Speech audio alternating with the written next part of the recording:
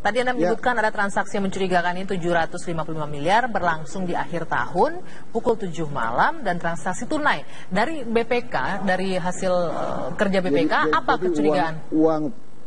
Uang persediaan itu yang biasanya dilakukan oleh bendahara itu cuma antara 20 sampai 40 juta tunai. Ini 755 miliar tunai dari uang persediaan dibayarkan ke pihak ketiga. Pak Hari, berdasarkan jadi siapapun, maaf saya potong, berdasarkan pengalaman BPK, ini ada indikasi apa dengan transaksi tunai yang besarnya 755 miliar ini?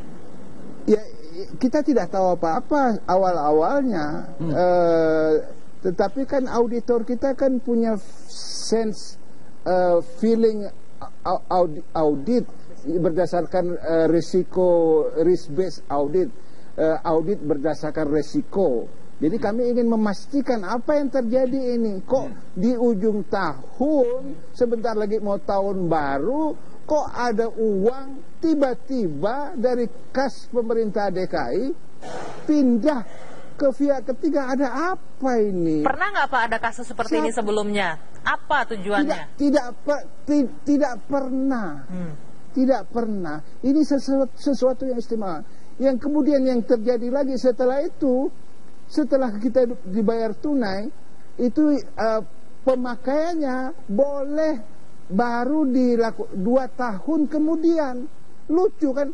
Ini Anda beli TV saja di toko, langsung Anda bisa pakai TV-nya hari itu kan. Ini nggak bisa. Sudah dibayar tunai, baru 2 tahun baru boleh dipakai itu. Apa ini? Apa itu? Anda sebagai auditor apa tidak curiga? Ini yang membuat akhirnya kita melakukan melakukan pendalaman dan akhirnya kita apa hasilnya yang sudah kita lakukan. Makanya apakah diketahui umum. Oke. Apakah dengan kecurigaan ketika ada pembayaran tunai Pak ya, nilainya 700 miliar lebih itu, kemudian yang di jam 7 malam di akhir tahun, kemudian didalami oleh auditor, kemudian didapati memang ada perselisihan soal lahan tersebut Pak? Yang soal letak dan posisi itu kan kemudian didalami. Dan auditor kita kemudian bekerja secara profesional dan akhirnya menemukan berdasarkan mulai dari sisi perencanaannya, pembentukan harga, negosiasi, lokasi dan sebagainya, itu menunjukkan ada sesuatu yang tidak. Sementara itu Gubernur DKI Jakarta Basuki Cahayapurnama menyatakan saat pemeriksaan di KPK kemarin, 1 dari 4 orang penyidik KPK mengajukan pertanyaan-pertanyaan yang tidak tepat. Ahok menduga salah satu orang tersebut berasal dari BPKP. Saya bilang sama PT yang kemarin yang audit saya satu, saya kamu orang dari BPKP ya, salam tuh sama salah satu ketua BPK Prof. Edi. Aku udah gituin dia, salam sama beliau. Bilangin Ahok doain dia umur panjang untuk lihat Ahok jadi presiden, supaya saya berantas munafik-munafik yang nggak bisa buktikan. Aku gituin. Kalau dia keluar ganti lagi yang lebih baik. Terus udah sore, udah malam muncul lagi dia. Kayaknya lucu banget pertanyaannya. Ini ya dicatat. Pertanyaannya sederhana nih, bukan bocorin BAP. Dia tanya, Bapak pernah nggak kepikir, Bapak kan mau beli NJOP, itu harga terendah urusan negara. Bapak berhak menetapkan NJOP. Kenapa Bapak tidak terlambat menetapkan NJOP? Supaya bisa beli yang barang murah. Bagus tau pertanyaan tau, udah malam ini. Terus saya jawabnya sederhana. Saya pertama nggak pernah kepikir masalah itu. Karena itu saya kejahatan. Karena tugas saya kan administrasi keadilan sosial loh. Itu kejahatan. Tapi nggak apa-apa. Sekarang kita asumsi aku turutin ide Anda ini. Saya juga belum pernah ngitung ya. Berarti saya nggak bisa cuma neken sumber waras loh. Seluruh yang warna merah ini, seluruh Jakarta Barat yang warna merah nih, aku juga harus turunin loh. Terus kalau turunin, semua orang yang zona merah cepat-cepat bayar dengan harga murah. Jangan-jangan kalau hitungan saya belum pernah ngitung ya Pak ya. Jangan-jangan Pemda lebih rugi. Karena PBB-nya semua turun nih. Hanya untuk beli yang sumber waras. Itu jawaban saya pertama Pak. Walaupun ini ide nggak pernah ada di saya, ini ide penjahat ini Pak, saya bilang.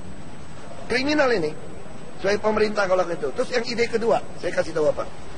Kalau berhasil saya tekan itu pun, anggap lebih untung. Emangnya sumber waras harus jual sama lo?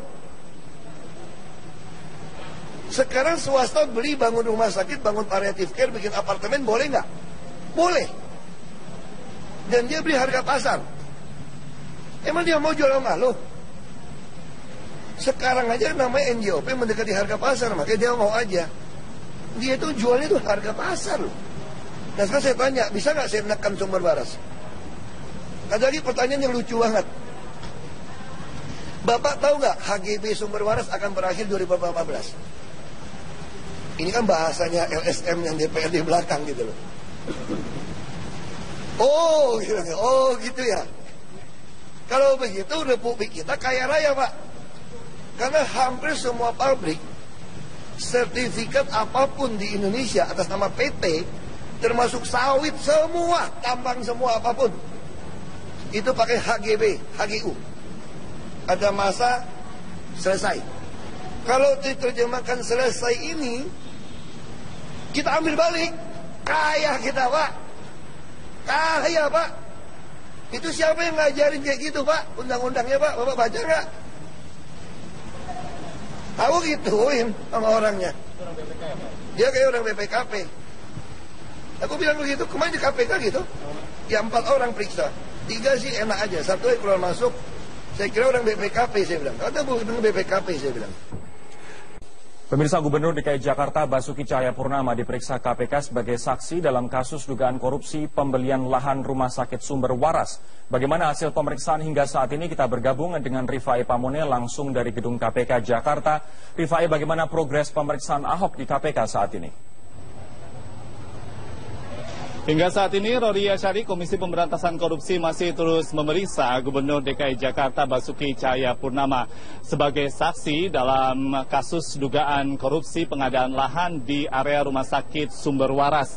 Dan apabila kita mengkalkulasi hingga petang hari ini, tentunya lebih dari 8 jam pemeriksaan tersebut masih berlangsung di ruang utama dari Komisi Pemberantasan Korupsi. Kami ingin sedikit menunjukkan ada beberapa peristiwa saat ini yang terjadi. Rekan-rekan awak media mengarah menuju ke bagian halaman samping dari gedung Komisi Pemberantasan Korupsi. Kami belum mengetahui pasti, Rory, apakah ini terkait dengan pemeriksaan yang dilakukan oleh KPK terhadap Ahok atau Basuki Cahayapurnama Gubernur DKI Jakarta sebagai saksi hari ini. Namun faktanya adalah Basuki Cahayapurnama belum keluar dari ruang lama gedung KPK dan beberapa hal tentunya yang sangat ingin diketahui oleh publik tentang apa saja yang menjadi materi utama dari pemeriksaan tentunya hanya penyidik dari Komisi Pemberantasan Korupsi ataupun Komisioner KPK dan juga tentunya Basuki Cahayapurnama sebagai saksi yang paling mengetahui. Kita masih menunggu. Namun dari prediksi utama seluruh pengamat yang juga sempat hadir di sini dan juga beberapa rekan-rekan media senior yang kami kumpulkan datanya yang telah mengikuti seluruh kasus atau wacana atau perkembangan dari kasus dugaan korupsi sumber waras ini mengatakan bahwa ada 3 hal setidaknya yang akan dipertanyakan oleh Komisi Pemberantasan Korupsi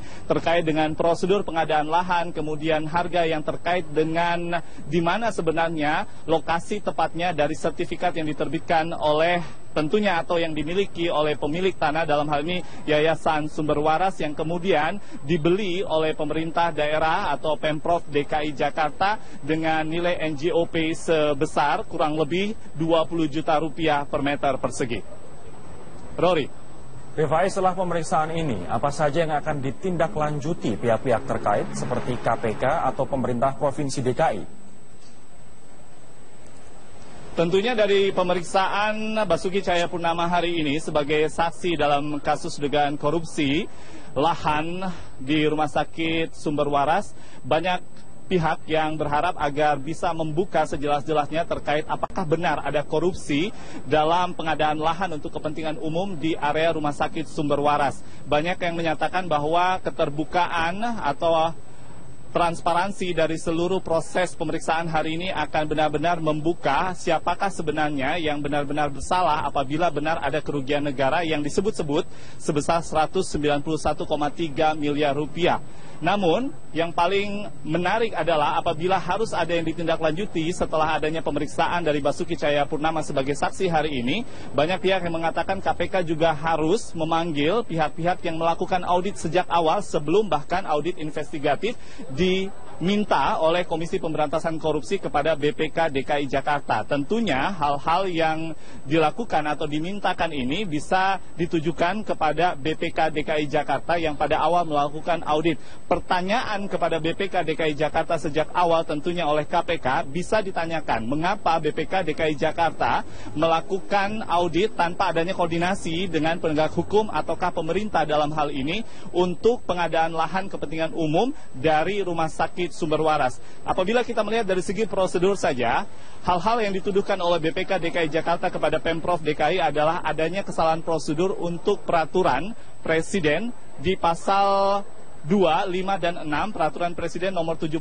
tahun 2012 yang mengatakan tanah seluas lebih dari 1 hektar harus dilakukan lelang dan juga sejumlah analisa terkait dampak lingkungan dan beberapa analisa lainnya. Namun sedianya BPK DKI Jakarta tidak melihat bahwa ada peraturan presiden yang terbaru yaitu nomor 40 tahun 2014 Rory yang mengamanatkan bahwa luasan lahan untuk pengadaan sebuah proyek kepentingan umum di bawah 5 hektar sedianya ini bisa diberlakukan untuk efektivitas dan efisiensi. Seluruh prosedurnya bisa dilakukan dengan persetujuan hanya oleh 2 pihak, yaitu yang memerlukan tanah, dalam hal ini Pemprov DKI, dengan pemilik tanah, atau dalam hal ini adalah Rumah Sakit Sumber Waras atau Yayasan Sumber Waras. Oleh karena itu, ada beberapa hal yang dipertanyakan oleh BPK DKI Jakarta tentunya sudah bisa dijawab dengan adanya prosedur atau peraturan hukum melalui Peraturan Presiden nomor 40 tahun 2014. Demikian sementara kami masih menunggu kehadiran dari Basuki Cahayapurnama atau Ahok usai pemeriksaan sebagai saksi dan kami akan terus mengupdate informasinya. Rory Asyari. Rifai Bamunin, terima kasih laporannya dari Gedung KPK di Jakarta. Pemirsa, kasus pembelian lahan Rumah Sakit Sumber Waras terus bergulir di KPK. Pemanggilan Ahok oleh KPK diharapkan memperjelas kasus yang diduga merugikan negara 191 miliar rupiah tersebut. Inilah denah lokasi lahan Rumah Sakit Sumber Waras di Jakarta Barat. Total lahan di rumah sakit luasnya mencapai 7 hektar. Dari luas itu sebanyak 3,7 hektar dibeli Pemprov DKI Jakarta. Rencananya, lahan seluas itu akan dipakai untuk membangun rumah sakit khusus kanker.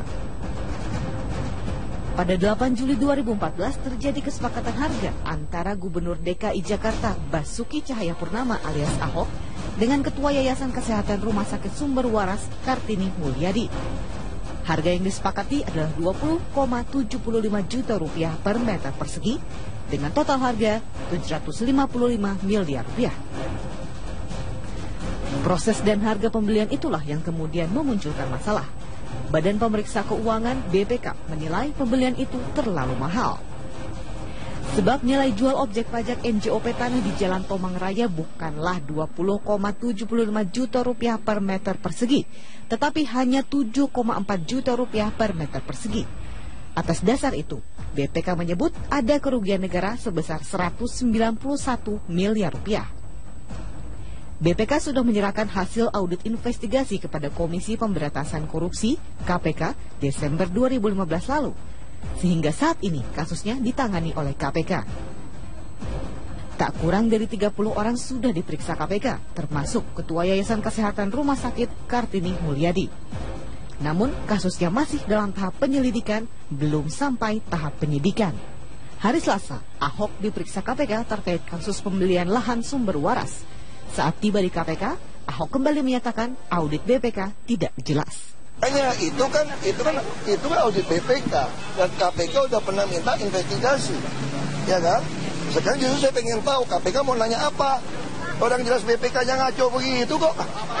Sementara itu, Ketua BPK Hari Azhar Aziz menyatakan audit yang dilakukan sudah sesuai prosedur. Namun jika ada pihak yang keberatan, bisa menggugatnya. Silakan saja kalau ada kekeliruan digugat saja di pengadilan laporan audit BPK. Lembaga anti korupsi ICW menilai audit BPK tidak cermat. ICW meyakini tidak ada unsur korupsi dalam kasus jual beli lahan sumber waras tersebut. Hasil audit BPK ataupun juga hasil audit investigasinya tidak hati-hati untuk mengatakan atau sumber waras ini mengandung cukup kuat korupsinya, menurut kami akan terbantahkan. Yang jelas kasus ini sudah di tangan KPK. Publik mempercayakan sepenuhnya pada lembaga pemberantas korupsi tersebut. Tim Liputan Metro TV.